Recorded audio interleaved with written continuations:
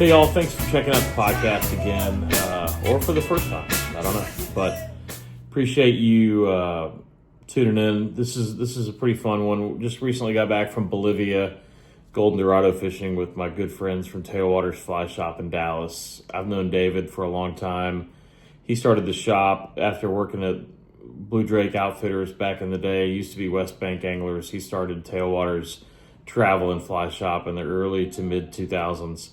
And it's been awesome to see what they've done. And they invited me along to go to Bolivia.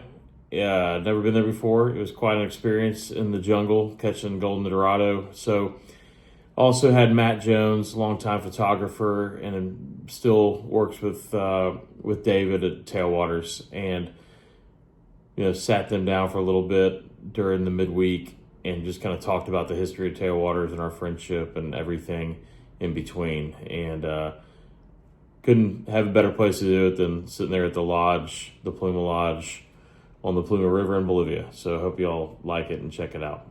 Sit back and relax. Yeah. Mm-hmm. All right, let's do this. We began. So we are here in, how do you pronounce it? Simani? Tatanka? Tatanka. I don't know if it's Simani or Chimani. It's Chimani. Or Chimane. I've heard Chimane. No. No, I don't know. That's what Fabi said. Really? But Simani. Well, Chimani. we're here with Matt Jones and David Leake from, Tailwaters originally where I met Matt. He's gone and done amazing things since. He's still part of the Tailwaters crew. He's in Denver, Colorado area now. Old David Leake, who I got here, is from you're both from Dallas. Correct. And Tailwaters Fly Shop is in Dallas. Still. Or do we call it Tailwaters Travel Company? Tailwaters Fly Fishing Company. Okay. We have a travel department. All right. And we're here right now in the Bolivian jungle. I guess they could call it the Amazon jungle. Mm-hmm. On the Pluma River here at this amazing lodge, the Pluma Lodge. And we were on day 3. We had a little rain out today. I guess a blown out river. Rained yesterday. We're having a great time, but I just want to talk we'll end up talking more about where we are, what we're doing today, but I want to talk about kind of the history, the old days of, when I met you a long time ago, probably right around year 2000, when you began this journey of yours.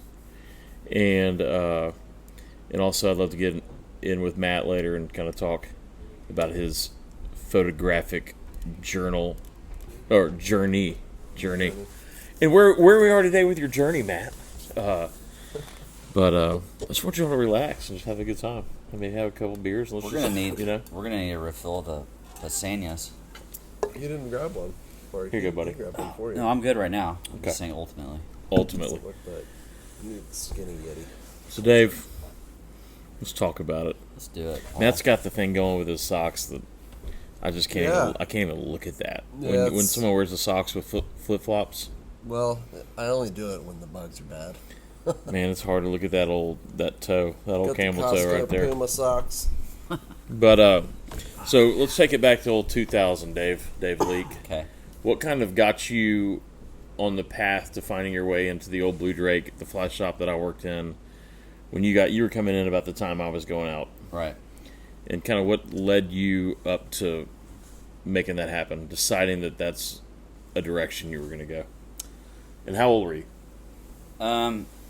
So exact details are a little fuzzy. Yeah. But I have 3 older brothers. We always grew up fishing and hunting and traveling and doing fun dude stuff. And got out of University of Texas in 2000 and pretended to do a commercial real estate thing in Dallas for about a year,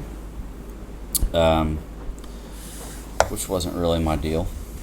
Yeah, I can see. And so my father at the time was riding bikes with David Coleman, who he and his wife Kathy were partners in West Bank Anglers. At the time was kind of a big deal. I guess it still is a big deal. Yeah, absolutely. and they had 6 stores, and they had the Dallas store, and they had partners, and then incidentally noticing my lack of interest in commercial real estate douchebaggery in Dallas. My dad said you should go talk to David and Kathy, and it was right after 9/11, actually. Right, okay. Or right before, or right after, or during, whatever. And so that was kind of a So it was 2001 when you started there. when the travel side of things. Oh, okay. Yeah. Gotcha. So remember Nathan White? Yeah. Yeah. Yeah. Nathan White was moving to Florida. That's right. He was doing the travel stuff. Correct. Okay. And so before 9/11, I don't remember if it was January or what, but it was like, well, I'm glad you called. Our travel guy is moving to Florida. And so I just hung out with Nathan for like 6 months. So you went there and you started there with the idea that you wanted to be involved in travel, not just be fly shop. No, there was monkey. fly shop stuff too, but Okay. but the holy moly, I'm like 22, 23 years old, or 21 or whatever I was. Like you're going to the Bahamas in a month, or you're doing this, or you're going to Argentina. Yeah. That all was like, whoa, that was the best. So right. Best and only like cold call I've ever made. Yeah. At the time. So yeah, hung out with Nathan, and they got me traveling, and then 9/11 happened. And Great for travel. it's good for like especially retail and international travel. Yeah. and and so that was kind of the beginning. And that's when they changed the name to Blue Drake, and incidentally That's when they David changed and Blue Kathy. Drake? David and Kathy dropped the signed FedEx closing documents to Steve and Ken Belitis at the FedEx store on Lovers Lane, or the Mailbox Express store on Lovers Lane, on September 11, 2001. No way. At like 8:04 a.m. That's nuts, man. And then, so that was a really ominous beginning to the post-West Bank era. What's crazy is I remember I moved I might back. be making that up, but I swear. Oh, hey, let's There's just something let's just like go that. with it. I like it. Okay. I remember coming back after 9/11, thinking that I was kind of done with my 2 seasons in Jackson, kind of was going to come home and get a job, and then back in Dallas, and then 9/11 happened. I couldn't find a job anywhere. I even think I asked David and Kathy, because I think I was working like random days for people when they couldn't be there or whatever. Like maybe you were going to be gone a couple days. I just because there wasn't an opening for even a part-time job, because money was tight and things were weird, and 9/11 kind of made it so I was kind of like Mr. Whenever someone's going out of town, and then I ended up moving back to Jackson 2 months later. I was like, screw this. I didn't know you did that. Yeah, I came back for 3 months, which I was planning on. I totally moved back with Kyle Wright. I dropped him off in Lubbock. No way. Yeah. I didn't know y'all had that Yeah. either. I Yeah, didn't know he lived in Jackson. yeah, that's how I met him. I thought y'all were just Baracho homies. No, you know what I'm thinking? We came through Lubbock with another buddy of mine that we called the Goat, old Scott. We came through Lubbock and hung out with K-Dub for a couple of days, but he did live in Jackson. He lived out there for 1 season. But yeah, that was back in the day, and I moved back to Jackson, and then that's when you how long did it take after 9/11 for things to start kind of rolling? Well, before I answer that, you are always like this mythical figure that, like, your dad was my chemistry teacher, and you're the first ever employee at a fly shop in Dallas, basically, and Kathy, like, still loves you more than anything in the whole world. There's always this, like, every, like, benchmark of time, or how is we gonna Pre and post fall? Yeah. And so we had this parallel life with David and Kathy. Yeah. But honestly, I don't remember. I feel like pretty quick. It wasn't. I mean, it wasn't that big. But you were just kind of getting the balls were rolling and starting Yeah. to learn the business, and then that happened. It was Correct. a little hiccup, but nothing crazy. I mean, I would say I wouldn't. It wasn't a whole lot of momentum. I mean, it was a real kind of false start. But at the same time, I mean, when you're that young, you're like, whatever. I mean, yeah. Just sort of learn my way around things, and spent all those 10 plus years, gone more than I wasn't gone. So 10 plus years. Blue Drake was that for 10 years? No, not at all. So, well, do you want to get into that? I mean, just touch on it. I mean, I remember. I know enough of the story, but let's just So you David, can do Cliff Notes.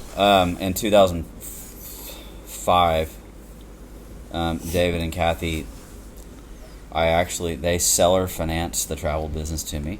Okay. Which is pretty awesome. While the shop was still in business. Correct. Okay. And it was part of their exit. So she got pregnant with Sam Coleman, and her father was in the kind of wealth management business in Abilene, and they kind of had one of those super top secret dinners over there on Northcrest where they let you know that Kathy is pregnant and we're moving to Abilene. Wow. And so you buy the travel business, and we're going to figure out our exit from this retail thing. Yeah, because she was going to take over her dad's office in Abilene. Which she did, and she's crushed it. And ended up selling the retail side to someone else, and it was sort of an in parallel thing for exactly 1 year. Yeah. And then that went away. The retail side of that went away. Yep. And so then I'm kind of like living in mother's basement, sort of a vibe at the time with this travel thing, and Kramer, Mike Thompson, all those guys were like, "Well, I mean, dude, there's this big void. You got to do this. You got to do the store." Yeah. And so an opportunity arose to acquire all the furniture and fixtures, and like a lot of those Adams and Sons fixtures that we still have came from there. So I was kind of like, we can't go anywhere expensive. I learned the hard way from David and Kathy. You can't be in Inwood Village. You can't. Yeah. So go somewhere kind of weird, and that space was huge in the old West Bank. It was, and it was just like a bowling alley. But at the time they moved in there, Inwood Village kind of sucked. It was, or was that Preston? That was Inwood Village, It was Inwood Village, and it was sort of stale and a lot of vacancies and and I remember hard to park. And when they were there, is when they started kind of revamping it. What is it called? I would say it's still hard to park. Oh yeah, they had a Campese's in there. They did. Oh yeah. No, Campese's was across the street, but on the north side of Lovers. No, there was the little like Campese's to go though place where they did? For a while you could get the pizzas over there. I had many at Campese's. Coleman. Mm-hmm. So anyway, then we found. I was standing on the corner of Fairmount and McKinney, in Uptown, and at the time that was like homeless people and kind of weird, but it's the oldest part of Dallas with lots of cool, old buildings. It's got a lot of just character, yeah. And I'll never forget there was an eviction notice on the corner, and the building reminded me of like a building in Paris where you're on like a triangular corner. Yeah, it had an awkward. It was more. Is that obtuse? And so there's a eviction notice, and then under that was Wade Gear Management Company, like property management company. So I just called him and I said, "What's going on with this building?" And he said, "It was a tanning salon, and they're moving out. We kicked them out. They quit paying rent, and we're going to make it available for lease." And that was kind of the beginning of the original Tailwaters retail thing. I remember talking to him. I was like, I don't know. I remember it was kind of a slow roll from the time y'all got the building. Do you remember what the rent was? The first rent you had to pay? It was $12.50 a square foot, and that wasn't a huge space. It was 1,800 and something square feet. Okay. So whatever that math is, Gotcha. And it was like $1.25 in triple nets, and then we kind of outgrew it, and so we leased these sketchy offices upstairs for like the admin travel office and all that. Yeah.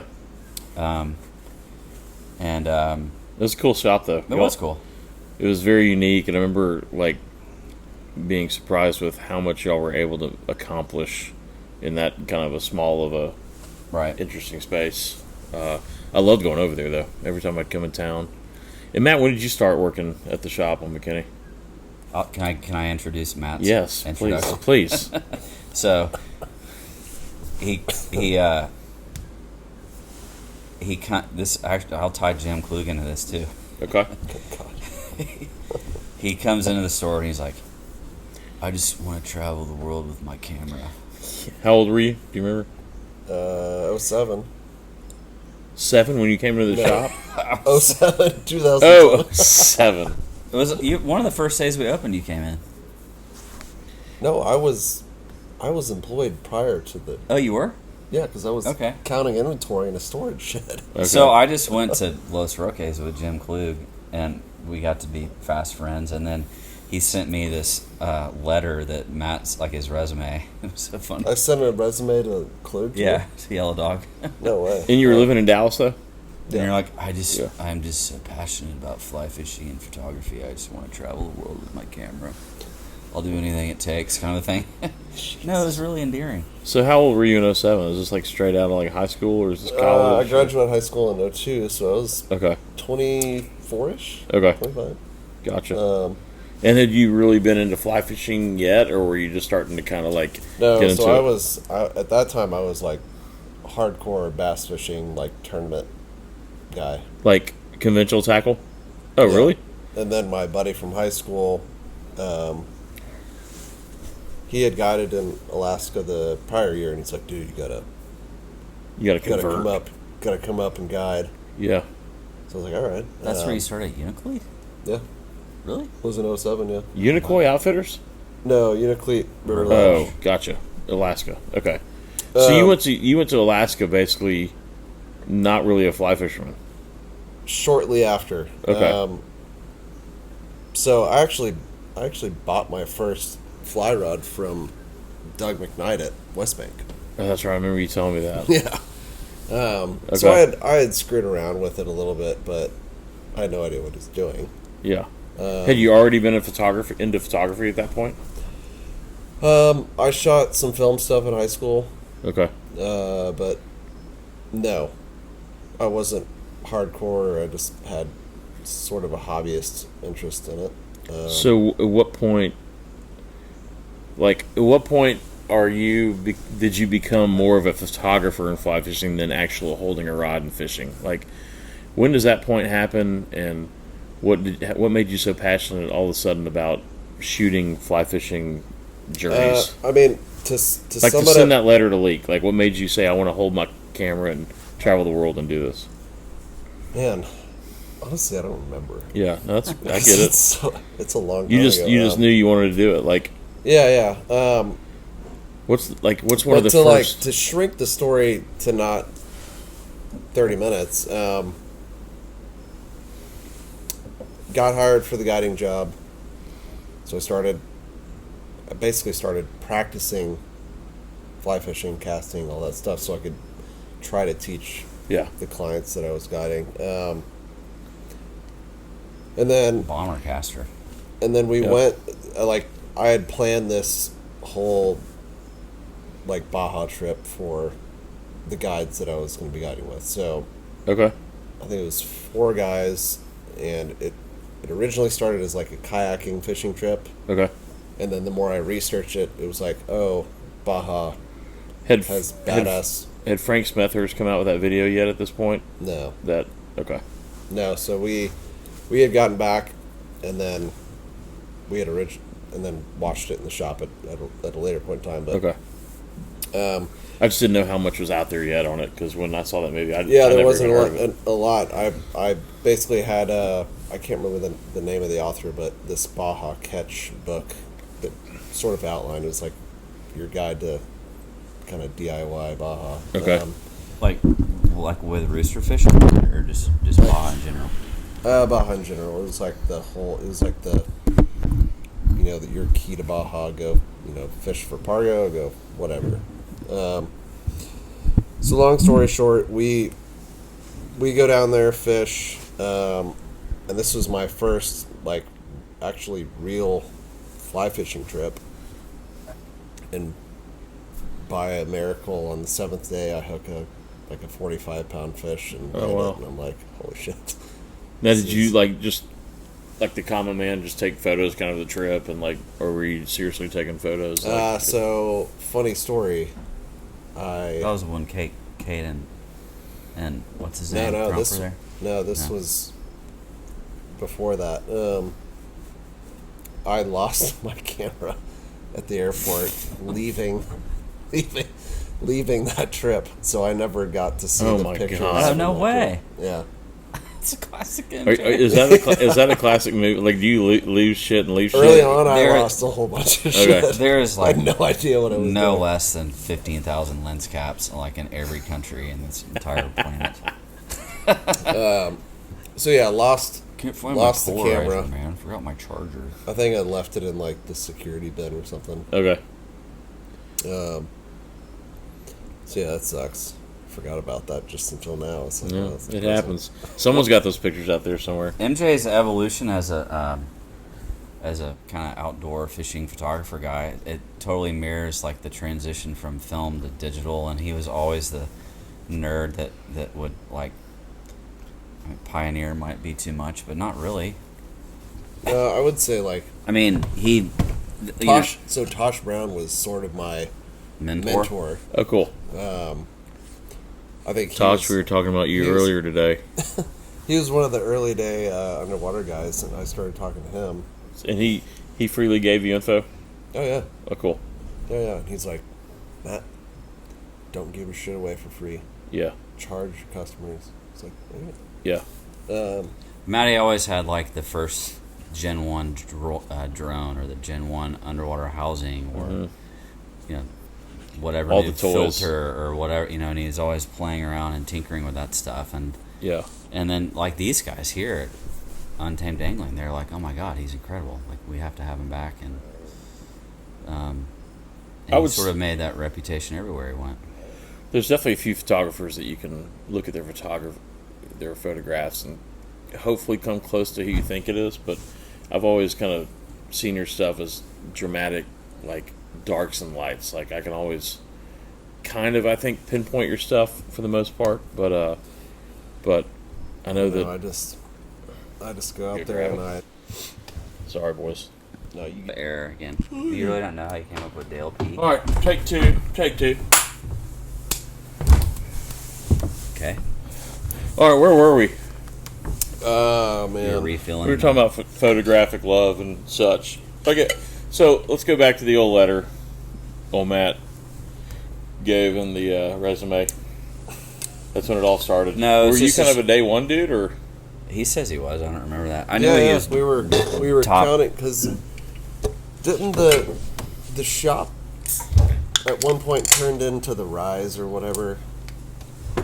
Yeah, that's. I guess that was who Dave and Kathy sold it to. You bailed on that though. You weren't part of that, were you? No. I think Bart Larmouth and I were the first two employees, and we were counting inventory in like a storage unit, and then because all the inventory went out into a storage unit, and then we counted it, and then we moved it into the that we bought. So you even bought inventory. Mm-hmm. How long had it been sitting there? Like a year or something? Yeah, ish. Displays, even like leader tippet, computers. Like I still have all the stuff. What? Not weird. Yeah, it is weird. And so I remember Coleman sending me like a text or something. Dude, you're not gonna believe his logo. It's incredible. And isn't that Borsky? Didn't Borsky do it for you? Borsky did the Gen 1, and then what's the guy's name that you got to adapt it? The Waterburger Shiner guy. Jose Canales in Austin. Okay, gotcha. The Borsky logo is cool. It's just very difficult to work with. So he refined it and kind of made it more digitally usable. Correct. More memorable, I think. Gotcha. Well, what was do you remember what the first hosted trip you did as Tailwaters? I do, because it was actually in that iteration of Tailwaters, it was Los Roques. We opened in May 16th, 2007. Okay. And then I went to Los Roques, Venezuela, in early June.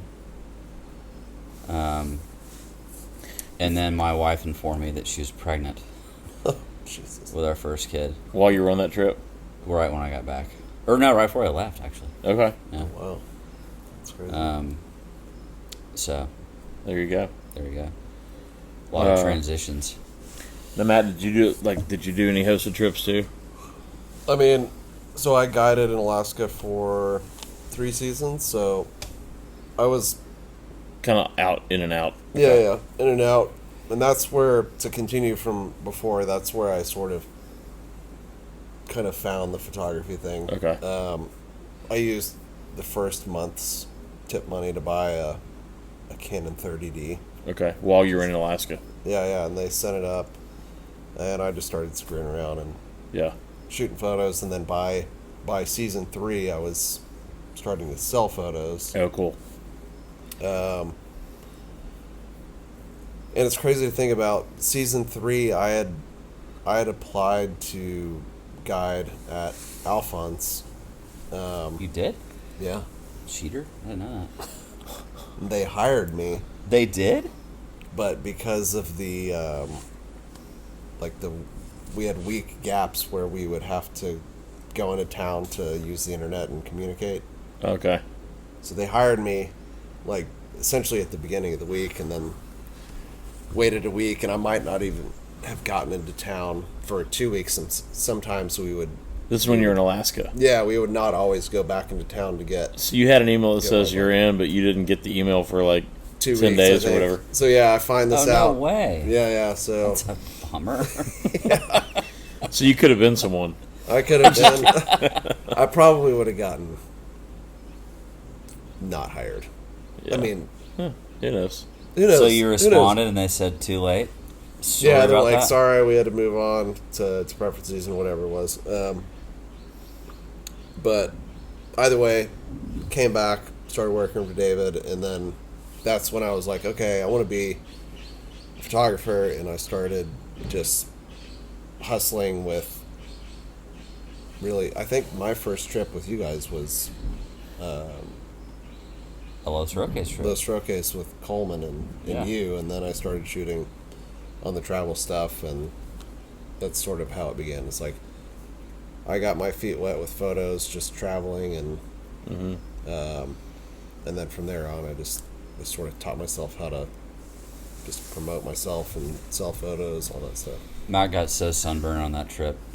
So David and I were in a little room that's a very small room with like 2 beds like this, and then there was like a little concrete bench with a Like like a a cushiony 1-inch thing on pad. it.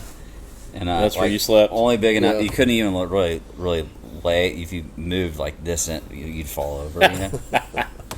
And he got so sunburned. And David Coleman keeps the aircon at like 59. Yeah. Everywhere, always. And I'll never forget. I walked into the room and he looked like he was a corpse, like covered in a white sheet with like the toes sticking up, and he's got his head covered like he's Like you're cold and you just can't even move because Dude, it I hurts had to move. I had the classic like sunburn shivers. It was just like horrible. he's dying. That's the worst. What's the first like paid job where they sent you somewhere? Like someone sent you to photograph blank. Oh God. Or Yeti, not probably. even the first, it's like the one you remember the most, I guess. Yeti or Mountain Dew. No, I think Remember the Yeah. Diet Mountain Dew? I think What? Costa or Mountain Dew. Mountain Dew. How does Mountain Dew find you? Who's like, yeah, dude, they're That's paying at me that like point I'm 23 starting grand to like I'm for a starting long to weekend. you know, I'm like, okay. I've got my website going, and then I'm sending my portfolios out to ad agencies, all that stuff. So Gerald Swindle, who is a Bassmaster guy, sponsored by Mountain Dew. Yeah. Diet Mountain Dew. No, I don't think Yeah, it was. It's Diet Mountain Dew. I'll never forget. Is it really? Yeah, it's Diet my Mountain God. Dew. That's distinct from Mountain Dew. Yeah. Well, either way, yeah, they hire me. I do think that was my first like big learning lesson on how to, price things out. Yeah. and whatever. It was like a 2-day shoot, and I, Travel. probably made like 20 grand on a single shoot, Wow. which back in the day was like Yeah. godly money for So a at least that was kind of 27-year-old. was that kind of the high bar? So you knew that was possible, Yeah. but maybe you didn't think you could really charge 20 grand to fly fishing companies. But you knew, was that kind of the Yeah, space yeah, that so- you were in? from there on, it just became like, okay, I'm sort of the staff season photographer for Tailwaters, and I'll just go shoot lodges for David whenever Yeah. he needs me to, and then I'm gonna promote myself as a photographer guy. for these brands, and Yeah. that's sort of how I grew into that world of photography. So it was like travel and fly fishing, and then brand stuff. David, do you have a story that like comes to mind if I ask you, like, sitting at home knowing that you have all these people traveling the world, that you've set up these trips, you're constantly probably getting emails and texts of things going wrong. Do you remember, like, maybe the worst situation you've had to deal with from your living room at home, like where you're just kind of stumped and don't really know how to solve this problem? There's a lot. Let me think about it. Okay. We'll come back. Yeah, you'll think about that. Definitely got the snake bite one. Oh yeah. Well, that's it. Is it? That's a layup. Yeah. Yeah, come on, let's hear it. Okay, so I don't feel bad about using names. You don't- you can make up one names. Of them's, so, Martin Garber from Bartlesville, Oklahoma. So back in the early days, we actually did a lot of bird hunting in South America. Miles and Miles Outfitters was the go-to spot. They have a lot of Dallas investors, and they're sort of a Dallas Safari Club, and Okay. but it's definitely a different clientele, and it's not really our bag, but it was kind of fun. Like you go down there with a big group and shoot a million doves and Yep. eat and drink and whatever. Anyway, so we did this cast and blast thing where we're going into Cordoba, we hunt, and then we're going to go down and meet Mike Nelson and Marcos Yager and all these guys in Esquel and go trout fishing. Anyway, so in advance of that, I had 6 dudes from Oklahoma, Tulsa area, Oklahoma guys that were on a dove hunt, and Nico Miles is his name. He's the kind of the head outfitter guy. Him and his brother Dickie, and so he anecdotally told me, like, yeah, these guys are great. They're during their trip, in advance of my trip. Uh-huh. It's really weird. One of the guys, Martin, he like carries a giant duffel bag around. He's like full camo guy. He has a lot of gear. It was just sort of a ha ha ha. It wasn't there wasn't any real purpose to that detail. Okay. But then I get the call, and it's a 3 a.m.er or whatever it is. But you're heading to Esquel, or you're still So at home? I'm going down to kind of tap in while these old timers are tacking out of Okay. their dove hunt. And I get the call that Mr. Garber had been bitten by a fer-de-lance, which is I'm not a big snake expert, but it's like a subtropical, like it's not a good deal. Okay, not I good. don't recommend it. And what's interesting about a fer-de-lance is their venom, unlike most vipers, their venom is proportionate to their size. So it's like a baby. Okay. Like a baby rattlesnake It's worse sometimes. is bad because they don't control their... Okay. And That's what's different with a the fer-de-lance has fer-de-lance. less venom when he's Okay. smaller. So anyway, this fer-de-lance crawls in his bag in the field while he's hunting, and he muled it back to his room in the bag. No shit. And he got up in the middle of the night to go to the bathroom and got bit by a fer-de-lance on his foot. God.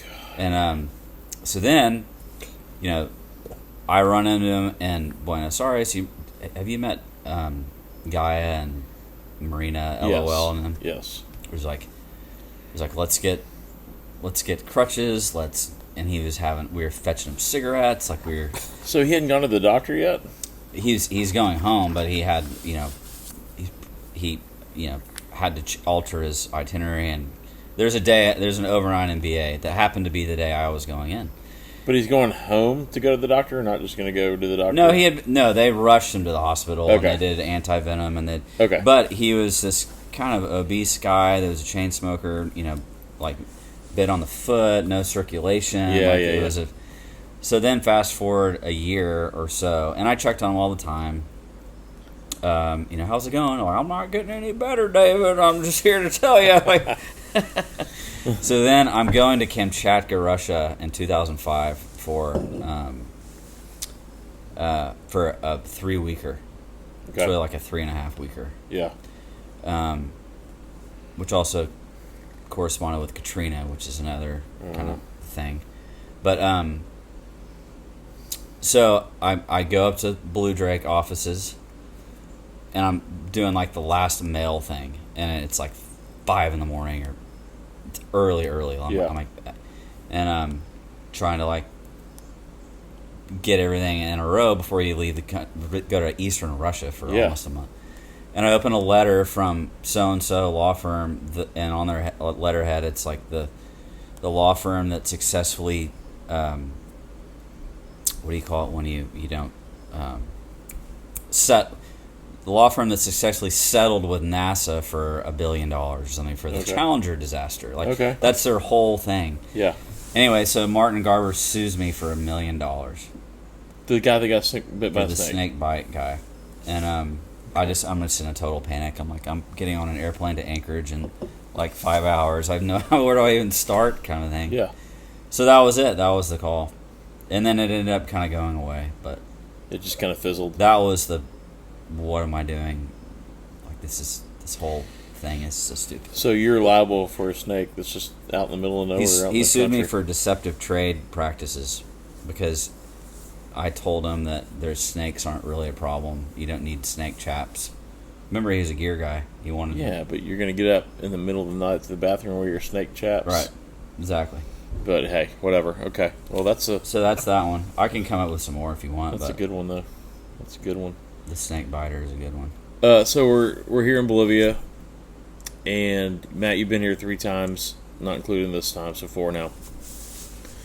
Tell us a little bit about the camping trip you did, however many years ago it was, and what you did that for, and why, and who you were with. I can't remember why, but we wasn't for a shoot or anything like that. It was just exploratory. Just to experience something different. Okay. And Chucky is the one that took us up. Okay. Yeah, we did the the standard, go upriver. What was that? Just talk a little louder. Oh, right on. Sorry. So was it like literally like 2-man dome tents, your repacker? Did they have like a program like where tents? No, it was just like your Coleman 4-pole tent situation. Gotcha. Not the nicest Is thing you in the and world. Jared? Just me and Jared and 2 of the native guys, and then Chucky. And was it on this river, Pluma? Yes. So yeah, just probably we flew over where we camped at some point. But, we ended up camping on the spot where there was this huge kind of mud cliff face, and the water was super deep. It was a slow pool, and that night we just catfished the whole night. They rigged up like a huge hook and just stuck a sablo on there, and we just let it run out. And we had like a big conventional reel. Yeah. And we caught, I think we hooked probably like a 100+ pounder because it just went into a hole. And it just didn't do move. anything. No, couldn't do anything. That's wild. They had serious wire. So then we caught another one. It was probably 50 pounds, and Jared ended up holding up by its pec fins, and that's awesome. Yeah, it was pretty sweet. Being out in that jungle today, it was fun, but I couldn't wait to just get back to my room and get a shower. I can't imagine camping out there and being all humid and just. I guess you just know in your mind you're going to be gross for 5 or 6 days, and that's just part of the deal. Well, how many nights did you camp out? We just did one night. Okay. But the last time I was here, when we were filming the project with Oliver White, we camped 6 nights in a row, and we went upriver, like through some pretty gnarly shit. And, yeah, that was rough. Just discomfort. Dirt. Yeah, we were taking baths in the river with shampoo and all that stuff. It's like just. And what is that project? Is that project out yet? Which project was that? No, the fishing was unfortunately not deliverable. Okay. Because Gotcha. we had weather, and we were trying to sort of match up with this minnow run that happens, Okay. which we got some footage of it. I can't remember if we had missed it or were early or late, but yeah, the fishing just wasn't popping off like we had Okay. hoped. Gotcha. So we got a lot of footage, just not a ton of fishing footage. We'll call it B-roll. Yeah, Some B-roll. but it was wild, man. Like, apparently we went up some tributary that they had never gone up. So yeah, we just were exploring. Okay. Of course, now with the helis, they go there all the time. Yeah. But yeah. Well, what do you think? it was What do you insane. think the draw is of this place? Like, so I mean, you can't escape this time of year seeing people posting photos and videos of Bolivian jungle, Dorado, whether it's northern Argentina or here in Bolivia. But what do you think? Is it just like the mystery of the unknown? Because this is a hard place to get to. It doesn't exist everywhere in the world, and that was my draw to it when I got invited. It's streamer fishing. It's not real technical type of fishing. A lot Lots of of people can do it. gurglers, Paul. A lot of gurgle stuff. But I think it's just the mystery and the unknown that what's kind of behind the jungle trees. I mean, like that walk we did today. I mean, this is like a Yeah. super popular place now. I mean, he's been telling me for 10, 12, however many years, I can't believe you haven't done this. It's kind of an embarrassing thing. I haven't done it till now. But I think it's valid to say that going to it's a national park, a Indian reservation, like other than eastern, Kamchatka or something. I mean, there's trash on the beach in Seychelles. Yeah. I mean, it does feel extremely left alone. I haven't seen a single beach of trash yet. Yeah. No, it's like untouched, and that's Yeah, it's cool. that's the crazy part. Is like, you at least my first experiences where you get to see these native Indians that have these dugout canoes, and you just feel like you're completely separated from Yeah, the rest of the world, and not a lot of people get to see this type of thing. yep, And you can say you've checked that off the bucket list. Like, yeah, I've been for in sure. the middle of the jungle. I'll kind of explain my day one. I was with Jason Petty, which is one of your longtime clients. Been with you guys everywhere. And we got sent, I guess there's people here doing either this lodge, you either do heli or no, I guess you could come here and not do heli. You could That's do how both every day. you traditionally do it. Yeah. We Or sort you of do the hybridized hybrid it. deal. There's some people here doing every day they're getting dropped off with a helicopter and picked up. So what essentially that means is you're walking a beat. You're walking however long that beat is, and you kind of have to get to that target point because that's where the helicopter is pre-planned to pick you up. So we got picked up. I don't even know what beat it was, but the water is pretty clear. I would say it's like, on a scale of 1 to 10, probably like an 8 as in good. And there's just, it doesn't take long of blind. You're either blind casting or you're seeing fish, a little bit of both. But if you're blind casting, it doesn't take long before you get hit. I mean, these fish are super aggressive. They're kind of like GTs, where if you cast, 15 yards off the target, they'll come find that fly. Is what I kind of found. And the way they just charge these bait fish, it's unbelievable. And they chase these sabalo up the river, and we waited and we waited and we waited. It was definitely not easy waiting. Like, it's a challenge if you're going to do the helicopter path. That's weird that you waited. I mean, really, like What that do you was an mean? unusual beat because we walked as much as you, but our feet we crossed the river, but we were just on dry ground, rocks the whole time. Day one. Well, I just mean we walked a long way. Okay. We did that too. I mean, we crossed the river, and but the rocks are very irregular. It's challenging waiting for sure. It's not for sissies. Nothing no. about this deal is for sissies. Like, I'm on day 3, and my legs are still kind of beat from that day. But and then yesterday we took a boat, and the boat deal is these guys pull the boat upriver against the current. We stop and we fish, and we come back to the boat, and that's kind of a relaxing point. We also fish from the boat, and the boat is a dugout tree that's a canoe, and it's super unique and very cool. It just still amazes me that Josh Petty and I, both kind of big dudes, Yeah, I was when we flew over you in the helicopter. I saw Yeah. all of you guys standing. I was like, I know. "Holy shit!" We're How are standing up in how are that they thing and standing casting. and not tipping over. Only one time did I kind of slip and kind of recover, but not ever did it feel like I was going to fall out. Those things are super impressive. And Yeah, you think about back in the day, like in a traditional plastic canoe, and you barely. oh yeah, you're out, you're gone. Yeah. I guess just the weight and the density of it too just helps it because it takes a lot for it to move because it's so heavy.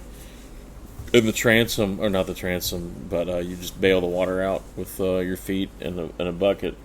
Because first I was, man, it's going to rain today. This thing's going to take on some water. But it was definitely a very unique and cool fishing experience. And I have not yet gotten into a big one, but we got 3 more days. So, but you got into a big one yesterday. We did, yeah. Yeah. My very limited experience is that everyone has a different day and everyone has a different experience and goes somewhere different. Yeah. You know? Like, that's what I was getting at with your waiting thing. Like, we, I mean, there's actually 6 rivers I think they can go to in the heli. Okay. And I think every beat and every river is totally different. Yeah. You definitely, one fail that a lot of people do is they go somewhere for a week or 4 days or whatever, and then they're the expert on the whole fishery and the Yeah. And they haven't even seen a quarter of it. yeah. They haven't seen the other 11 months of the year or different weather or a drought or a lot of rain or wind blowing or so no, I'm fired up for keeping going. Yeah, I mean, so yesterday was, out of all the time spent here, probably the most memorable fish I've seen caught here. Really? Because we were walking up and crossing in pretty swift, like whitewater. Yeah. And if you It's lost sketch. your balance, It was like Yeah. it was We're like going down. grab your hand, I grab your hand, and we kind of yank Yeah. across kind of All right. stuff. The old but we elephant walk. get huh? to the other side and we're looking at all of these spots. We're kind of like, so there's 2 layers to this like waterfall system. Okay. Essentially, we're standing on the top of one and looking down at the other. So we've got fish hunting to our right, and we're like eye level. You can see their backs like coming out of the water. And then we're looking down at the fishing spots, and How cool is that? that's where David was casting like this pocket water, and you could see like the grandes. Okay. And he ended up hooking one on the gargler, and then it was That's just awesome. like, it's crazy. What's crazy about it? It looks like a trout river. It has that coloration, that kind of green, clear coloration. But you're surrounded by canyons of jungle. It's just so weird. It's so bizarre. And all the sounds you're hearing, all the birds. See tons of really cool butterflies. I'm taking all kinds of butterfly photos for my daughter. And the macaws, the essentially parrots, just flying by. Really a unique place. And I'm glad we're only halfway through. So, what's a place on your list that you haven't been to, Matt? That you can't wait to go I mean, I think the Wessels, the Australia thing. Okay. I think. Is that like permit GTs and Yeah, like it's got the blue queenfish bastard. or something? Blue bastard and all that stuff. Yeah. Okay. Have you ever been to Australia? No. Okay. So that's high up on your deal. Yeah. And then freshwater wise, New Zealand. I want to do New Zealand. Yeah. How about you, Dave? You got many things left that you haven't done? Yeah, I sort of feel like the next big one like this should be something anadromous, like Iceland, big Atlantic salmon, or Yeah. never been to Iceland. I haven't either. That's definitely on my want to go to list. The char thing in Greenland looks pretty sweet too. But what's interesting about that is, as I understand, is you have to fly to Denmark to then fly to Greenland. What? Uh, Which is Oh, because really it's weird. a territory. Like But you, I mean, you enter char- customs through Denmark, and I then think so. that's weird. But I'm sure it's a cool spot, but there's something kind of not cool about char.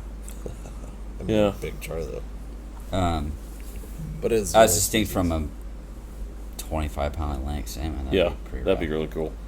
That'd be really cool. But I could do more of the jungle stuff. Well, so Arapaima or peacock? Have you done the peacock bass deal? I have, but I want to do that Ken Jam thing. You know, these guys have the. I've done. You've done that. Yeah. I'm not familiar with. You Ken went and Jam. shot pictures the first time that they ever opened, or something. I did it twice, and both of the times it was pretty, droughty with crazy low water. But they have like a ton of different types of pacu, so Okay. it's a lot of. Peacocks and wolffish. And Yeah, the wolffish, those are weird. But you're fishing hoppers for all these pacu. It's pretty cool. So dry flies, essentially. And that river is nutty. It's like the rock formations there look like man-made. It's so perfect looking. It's pretty wild. I'm glad. I'm enjoying this, but the jungle isn't really my deal. No? I don't think so. Like, I like it. It's unique. It's cool. It's a very cool experience. I'm having fun. But yeah, I don't know if it's totally my deal. But It's humid. yeah, it's. the weather's actually great though. No, It could be hot as shit. Yeah, I'm glad I'm here. I feel Now, Paul, super let's talk you fortunate. into it. No, I'm super fortunate and lucky to be here, but I like the tropical, I like the blue water. Yeah, I like the I hear that. I like all that stuff, but it is fun to fish for the Dorado, man. They definitely are cool fish and super unique looking. You're not into bullet ants? It's funny how one of the guys was like wanted to get bit by it just to see what it felt That like. was Charlie from Mexico. Oh, Charlie wanted to get. Charlie was like, he wanted to suffer with his amigo. Oh my God. Well, I got a few more questions to ask you guys. Just a kind of a little quick. Let's do it. David, Sir. who's your favorite gladiator? What? I can't even name a single gladiator. American Gladiators from the TV I show. don't know any of those. But Russell Crowe. Okay. Well, we had Nitro as your answer. Okay, thank you. Matt, what's your favorite color? Green. Ooh, we have red. Sorry, buddy. Fuck.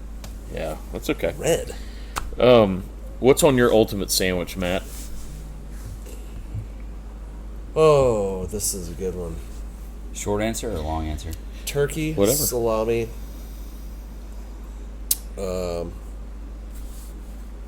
like the Italian pepper relish. Ooh, that red stuff. Cherry Yeah, the peppers. pepper jelly Yeah, relish. the Yeah. cherry pepper jelly. I'm tracking with that. We're on the same page. So far, like the Yeah. whole way. Yeah, lettuce, red onion, tomato. Why am I drawing a blank on the cheese? Starts with a P. Provolone. Provolone cheese. Dude, we're like sandwich brothers. Are we doing like oil and vinegar or anything? Oh like yeah, that? oil and vinegar, heavy, Okay. oregano, salt, pepper, Mm. and It's mayo. number 12 at New York Sub. Heavy mayo. They still got New York sub. Yeah. That place was so good. It's still exactly the And same. then you got to do the New mayo. owner, though. David, are you a mustard or ketchup guy on a hot dog? Mustard. Mustard for sure. Who eats ketchup Sort on of a hot dog? anti-ketchup My in wife general. does. On a Ketchup hot only. dog. Ugh. I'm mustard Children. and relish. You have to have relish. I like some relish. Yeah, I don't steer away from the relish. Onion rings or tater tots? Onion rings. Yeah, onion rings for me. What's your favorite blaster's color from Star Wars? Green. Green. Isn't red evil anyway? Yeah, red's evil. I think. Not always, Last question. What do you think we're having for dinner tonight? actually, chicken cordon bleu. You know that? Yeah, we know that. We heard the intel. All right. Well, we feel did we cover enough? Let's talk about you, Paul. This isn't about me. Well, let's give him hell the next 3 days, boys. Let's do it. I'm Matt, do you excited. think you'll pick up a fly rod at any point? I cast for 3 minutes yesterday. Okay. Did you catch one? No. And I felt good about casting for 3 minutes, and then I was like, I need to shoot some more photos. I hear you. So check out Matt Jones Photography. Isn't that what it is Yeah. on Instagram? Yeah. And then Tailwaters. Mhm. Is it what is it on Instagram? Is it just Tailwaters? At Tailwaters, yeah. Oh, at the little thingy the at deal. thing. Okay, Yeah. at Tailwaters. Check it all out. Let them take you somewhere. Right? To the jungle, or Yeah, take some people to the jungle or the you ocean. can obviously you can take Paul's spot next year. It's not really his deal. No, I'm open to coming down. No, I'm just kidding. Whatever. All right, appreciate y'all for taking the time to hang out for a little bit. Love you, Paul Margaret.